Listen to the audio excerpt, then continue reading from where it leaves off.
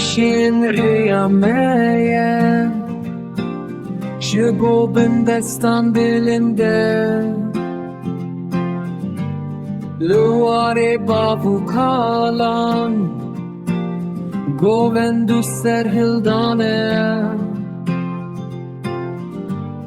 li çiyayên bilind û zor Cenga me berdewam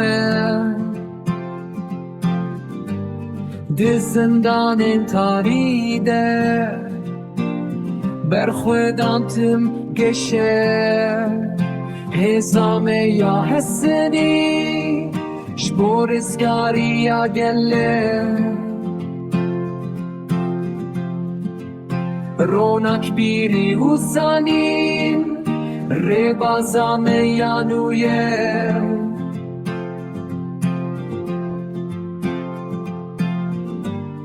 Hêvî û bawerî Şervanan di dilde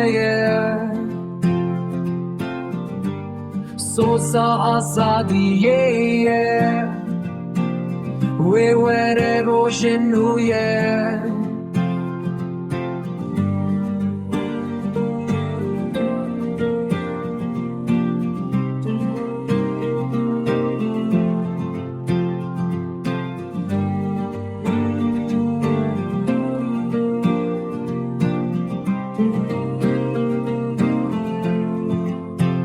Hêza me ya hesinî ji bo rizgariya gelle